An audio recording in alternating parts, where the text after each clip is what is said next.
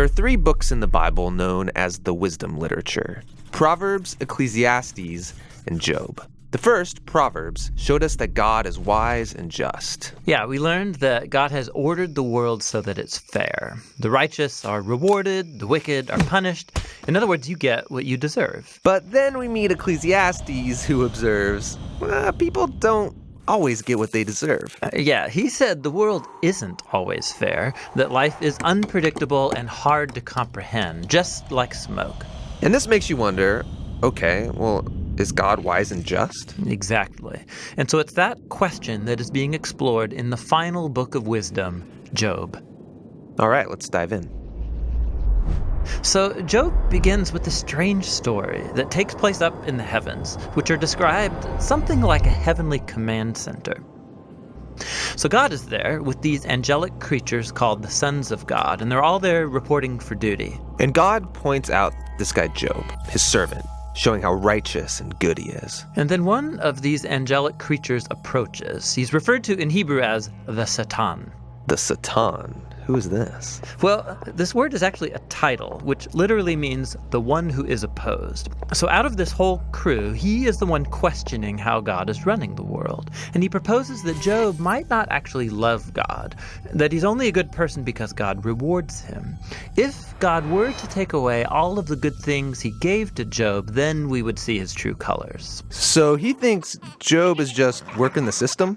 That's exactly right. Maybe he's obeying just to get what he wants. So God agrees to this experiment and allows the Satan to inflict suffering on Job.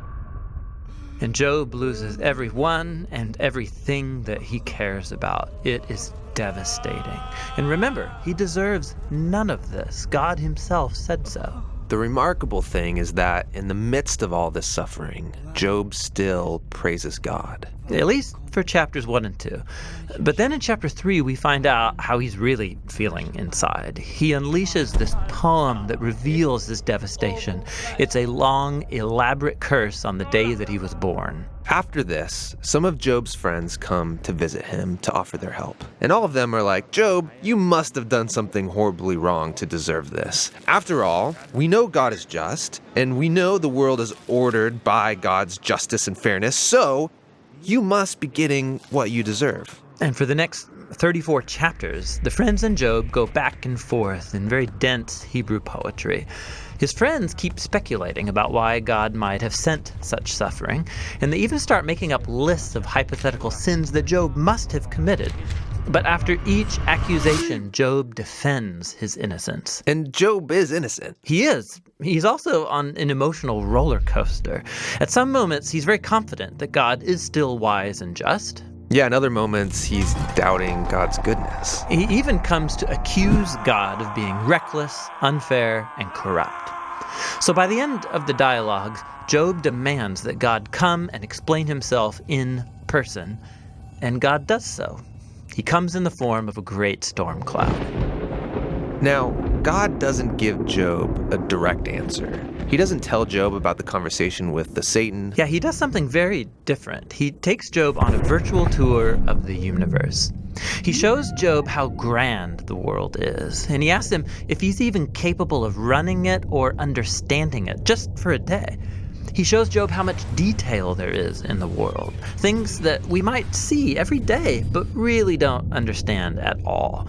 But God does. He knows it all intimately. He pays attention to the beauty and operations of the universe in ways that we haven't even imagined and in places that we will never see.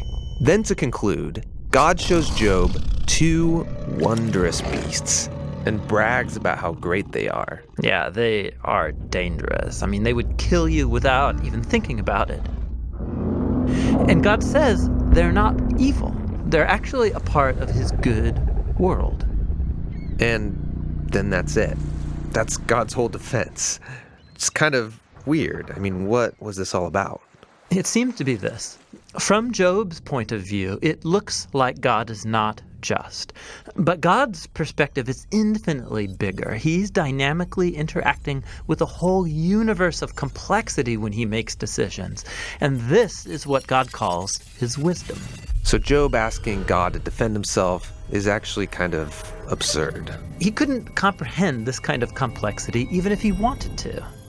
So where does this leave us? Well, it leaves Job in a place of humility. He never learned why he suffered, and yet he's able to live in peace and in the fear of the Lord.